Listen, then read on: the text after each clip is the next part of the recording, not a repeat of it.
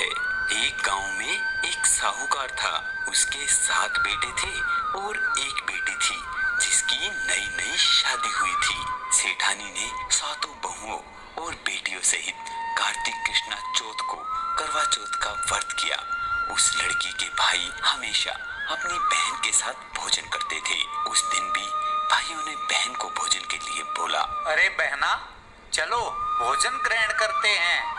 नहीं भैया, आज मेरा करवा चौथ का व्रत है, इसलिए जब चांद निकलेगा तब मैं खाना खाऊंगी। भाइयों ने सोचा बहन इतनी देर तक भूखी रहेगी, इसलिए एक भाई ने दिया लिया तो दूसरा छलनी लेकर पेड़ पर चढ़ गया। दिया जलता हुआ देखकर बहन को लगा कि चांद निकल आया है। तभी बहन ने भाभियों से आकर कहा, देखो भाभी, चांद निकल आया है। तब भाभी बोली, बाई जी, ये चांद तो तुम्हारे लिए उगा है, हमारा चांद तो रात में दिखेगा। क्योंकि भाभियां जानती थी ये सब शरारत उस लड़की के भाइयों की है। बहन अकेले ही खाना खाने बैठी। पहले कोर में ही बाल आया। दूसरा कोर खाने लगी तो उसे ससुराल से बुलावा आ गया कि जमाई राजा बहुत बीमार है, सो बहू को जल्दी भेजो। माँ ने जैसे ही कपड़े निकालने के लिए बक्सा खोला, 3 बार ही कभी सफेद कभी काला तो कभी नीले कपड़े ही हाथ में आए। अरे, ये क्या अशुभ हो रहा है? माँ ने कुछ सोचा और माँ ने एक सोने का सिक्का पल्ले से बांध दिया और कहा, रास्ते में सबके पैर छूती जाना और जो तुझे अमर सुहाग का आशीर्वाद दे उसे ये सोने का सिक्का दे देना और खाली पल्ले से गांठ बांध लेना। रास्ते में सब औरतें भाइयों का सुख देखना, भाइयों का सुख देखना की आशीष देती गई। किसी ने भी सुहाग की आशीष नहीं दी। ससुराल के दरवाजे पर पहुंचने पर पल्ले में सोती हुई जेठ की लड़की झूल रही थी। उसे पैर छूने लगी तो वह लड़की बोली, तुम्हारा सुहाग अमर रहे, तुम 7 पुत्रों की माँ बनो। यह वाक्य सुनते ही उसने जल्दी से सोने का सिक्का निकालकर उसे दे दिया और पल्ले से दोबारा गांठ बांध ली। अंदर गई तो पति मरा पड़ा था। बहू ने अपने मरे हुए पति को जलाने के लिए नहीं ले जाने दिया और बोली, माँ, मुझे अलग से झोपड़ी दे दो, मैं वहाँ अपने मरे हुए पति के साथ रहने लगूंगी, लेकिन मेरे पति को कोई जलाएगा नहीं। मेरे पति ऐसे नहीं मर सकते, नहीं मर सकते। रोज सासू बची खुची ठंडी बासी रोटी दासी के साथ भेज देती और भाइयों की प्यारी करवा ले, दिन में चांद देखने वाली करवा ले। थोड़े दिन बाद माँ की दिल चौथ आई और बोली, मेरे उजड़े हुए सुहाग को वापस लौटाना होगा माँ, मेरे पति को जिंदा करना होगा। मुझे मेरी गलती का पश्चाताप है, मैं आपसे माफी मांगती हूँ माँ, मेरे पति को जिंदा कर दो माँ, मेरे पति को जिंदा कर दो। तब चौथ माता बोली, मैं भला कौन होती हूँ तेरे पति को जिंदा करने वाली। बैसाख माह की बैसाखी चौथ आएगी और वही तेरे पति को जिंदा भी करेगी। और इसी तरह बैसाखी चौथ आई। नहीं पुत्री, मैं कुछ नहीं कर सकती। भादवे की चौथ आएगी, वही तुम्हारे पति को जिंदा भी करेगी। तब कुछ महीने बाद भादुड़ी चौथ आई। स्वर्ग से चौथ माता उतरी और वहीं सब बातें कहने लगी। तब उसने चौथ माता के पांव पकड़ लिए। चौथ माता बोली, पुत्री, तुझसे कार्तिक की करवा चौथ माँ नाराज है और वही तुम्हारे सुहाग को जिंदा करेगी, इसलिए कह रही कि वही तेरे पति को अमर कर सकती है।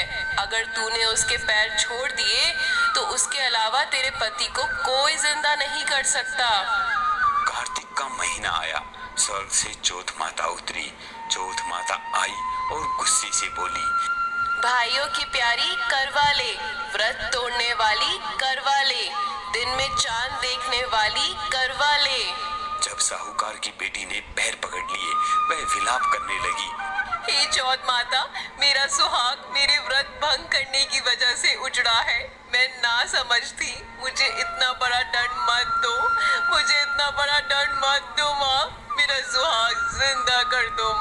सुहाग जिंदा कर दो। तब जोत माता बोली, पापिनी, दुष्टनी, मेरा पैर पकड़कर क्यों बैठी है? छोड़ मेरा पैर। मेरी बिगड़ी हुई आपने ही बनानी होगी। मुझे सुहाग देना ही होगा माँ, क्योंकि आप जग की माता हैं। आप सबकी इच्छा पूरी करने वाली हैं माँ। तब जोत माता खुश हुई और आंखों में से काजल निकाला, नाखूनों में से मेहंदी, बिंदी में से रोली निकाली और सबसे छोटी उंगली से उसके मरे हुए पति पर छींट दिया। छींटे देते ही उसका पति बैठा हो गया और बोलने लगा, मुझे बहुत नींद आई थी, बहुत दिनों बाद आँख खुली है। अरे, आप जिंदा हो गए? आप पिछले 12 महीने से नींद में थे। मुझे तो चौथ माता ने सुहाग दिया है। चौथ माता की जय हो, जय हो चौथ माता की। क्या चौथ माता ने मुझे जिंदा किया है? चौथ माता की जय हो। मैया का धूमधाम से उजमन करो, मैया के धूमधाम से व्रत करो। उधर ननंद रोटी देने आई तो उसने 2 जनों के बोलने की आवाज सुनी तो अपनी माँ को जाकर बोली, माँ, पता नहीं, भाभी तो अभी किसी के साथ बातें कर रही है। तब सासू ने जाकर देखा कि बहू व बेटा दोनों जीम रहे हैं, वे चौपड़ पासा खेल रहे हैं।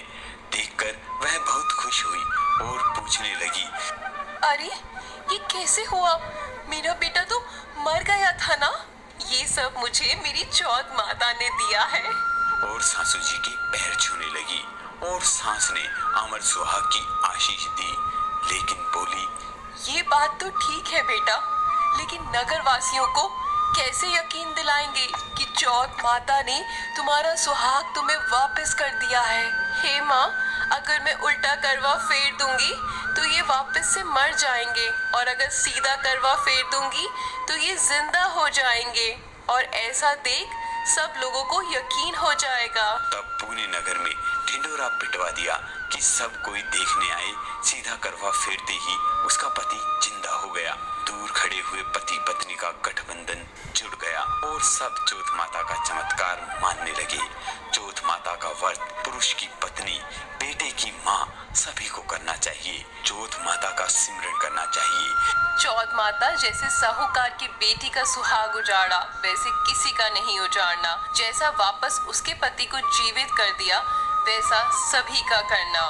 कहने सुनने वालों को, पुकारा भरने वालों को, सभी की मनोकामना पूर्ण करना। बोलो मंगल करनी, दुख हरनी, चौथ माता की जय हो।